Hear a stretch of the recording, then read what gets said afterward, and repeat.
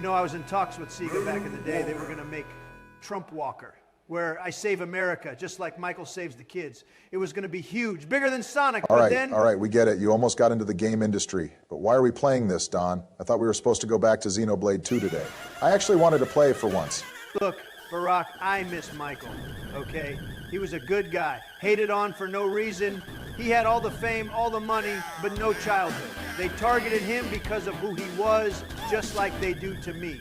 We're doing this as a tribute to the king of pop, the greatest to ever do it. Well, I'm excited. Can't wait to rescue all the little kids. I wonder what 8-bit children smell like. The last 8-bit game I played was some low-budget hentai shit, but the cutscenes, wow. They were, as Trump puts it, they were tremendous, folks. Joe, careful where you're going with this. YouTube might yeet us off the platform. You keep yapping like an incoherent nut job.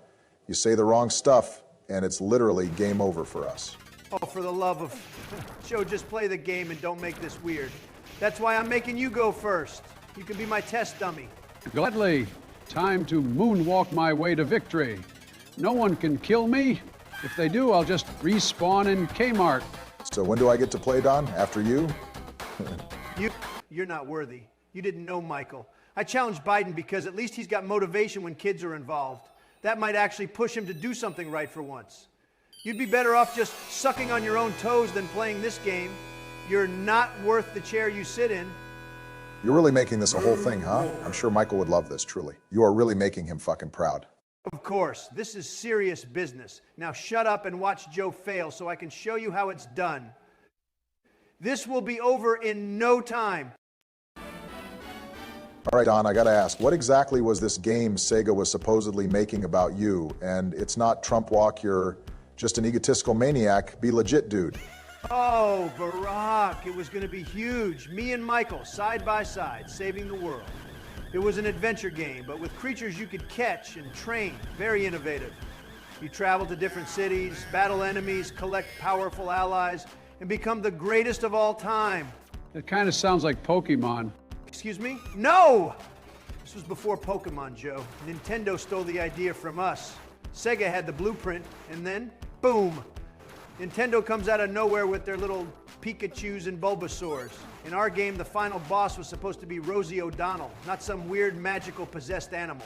So you're telling me Sega invented Pokemon, but Nintendo stole it before Sega even made the game. Your logic makes my head numb. Exactly. The timing is suspicious, isn't it? Sega had me, they had Michael, and then suddenly Nintendo swoops in with their little gotta catch him all scheme. Total robbery. Talk about roadkill. So what were your little creatures called? Dumb and Dumber? Well, I don't remember all of them, but there was definitely a tremendous eagle and a huge dragon. Top tier designs, believe me. Oh man, look at this. When I press B, Michael just busts out a dance move and...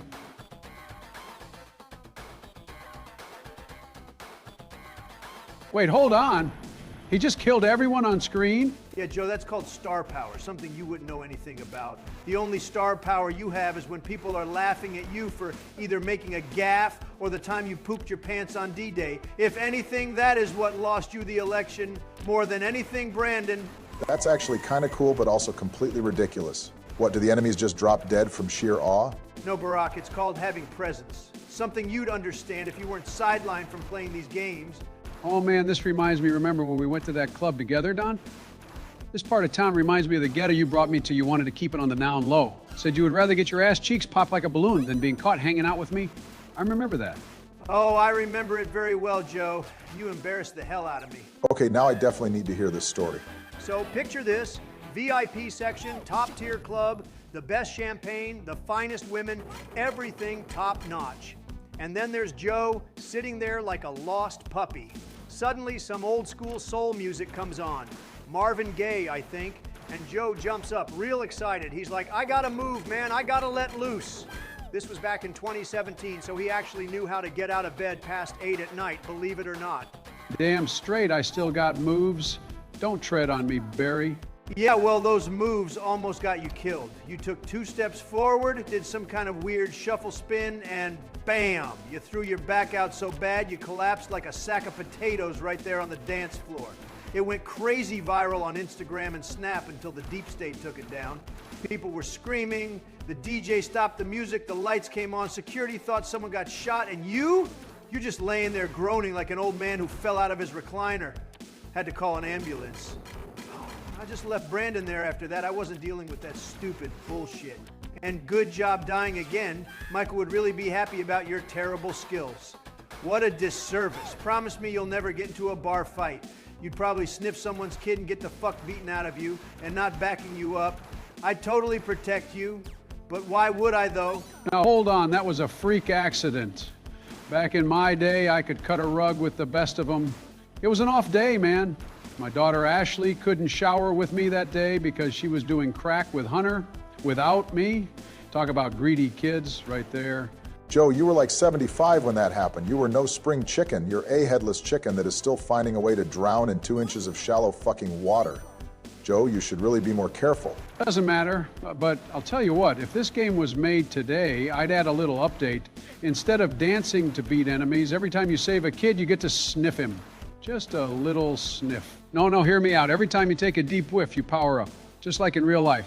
More sniffs, more strength, and by the end, you're unstoppable. Oh, Joe, don't even finish that sentence. I swear to God, I'll take you outside and just leave you out there. Nothing else, really? Without a bed, God would take you away in a day's time. We're already on thin ice, man. Don't kill the mood in the channel, buddy. We're getting demonetized. That's it. Game over. This is it, folks. And probably investigated, too. Congratulations, Joe. You just died in record time. Didn't even make it to round 3D. You know what that means? You just made it even easier for me to win. This is what we call a Trump victory. Hey man, these arcade controls are all weird. Back in my day, please, Joe, you were probably playing on a wooden box with a crank or something, or what? Did you think you could use your 50-year-old telephone as a controller, huh? All right, Trump, what wild story do you have now? I can tell you still have a lot more to say, Donnie. Well, funny you ask, Barack. This whole situation reminds me of the time Michael and I were in Vegas back in the 90s. We were at this crazy exclusive party, biggest stars in the world, and me, of course. Now, Michael, you know, he was always a bit different. He had this idea that he wanted to do an escape challenge. Basically, we had to sneak out of the party undetected just for fun.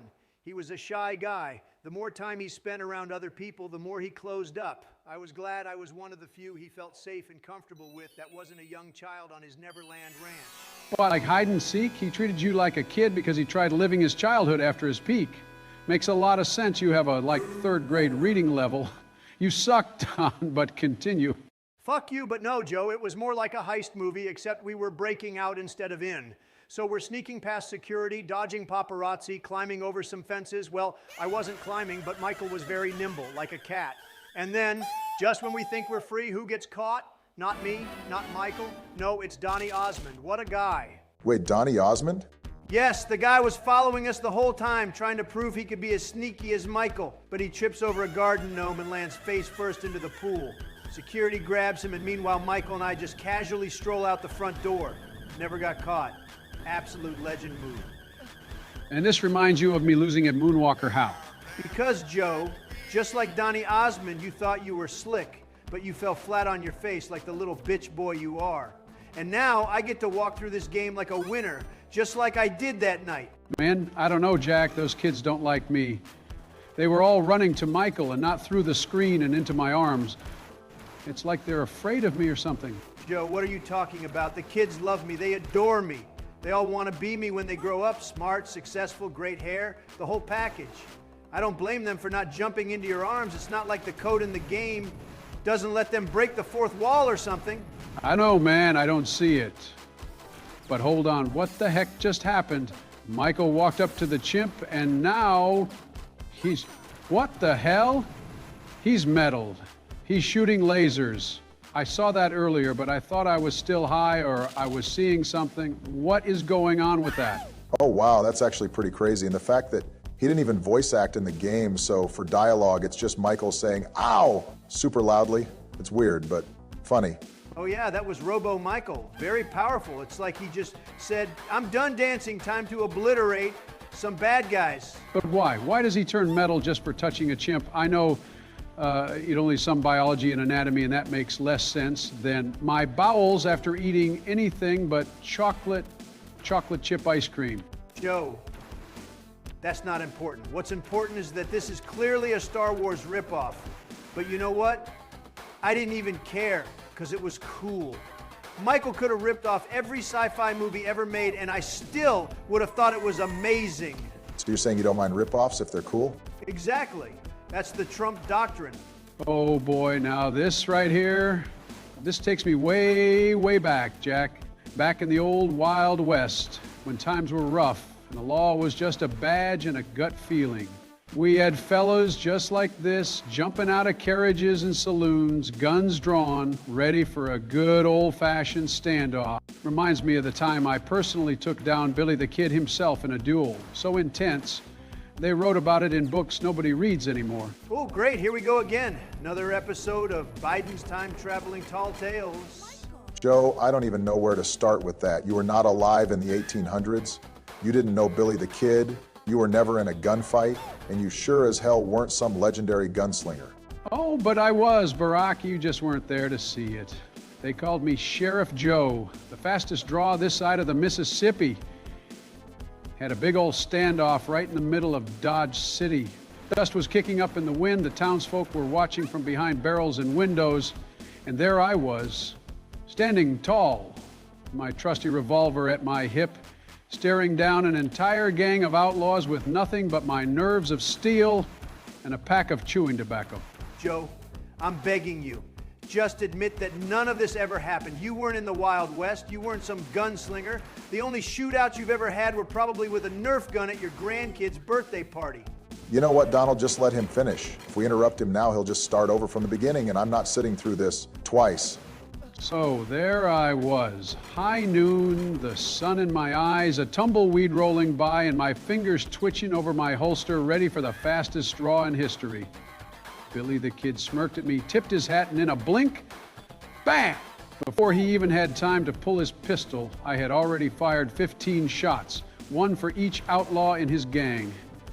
And I reloaded so fast, they say time itself slowed down to watch me work. Joe, do you hear yourself? 15 shots in the blink of an eye? That's not even physically possible. This story gets dumber by the second. At this point, I say we just nod, let him get it all out of his system and move on. Otherwise, we'll be here all night, and I'd rather not spend another hour listening to Joe's imaginary adventures.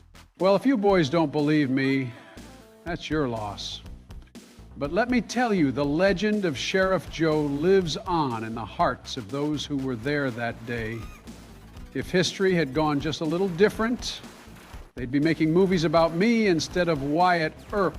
Yeah, and I'm sure Spielberg's just kicking himself for missing out on Indiana Jones and the Wrath of Biden's Imagination. Wait, hold on a second. What? How did I lose? My score was lower, but I saved more kids, which means I should have won. This game is rigged, totally unfair, fraudulent even. No, that's not how it works. You won, man. You saved one more kid than me, and that's the whole point of the game. I got robbed. This ain't right. I put my heart into this. Joe, the game is based on score, not how many kids you saved. Trump technically lost. Nope, I like Joe's version better. I won. Big league, greatest Moonwalker player in history. You heard it here first, folks. Damn it, man. I should have sniffed those kids faster. This ain't fair. I can't believe I'm witnessing a historic moment where both of you are wrong in completely different ways. You died at the same place, and you guys are jokes. Everyone, please like and subscribe for more what you would call bangers like this, if you can even call it that. Fuck.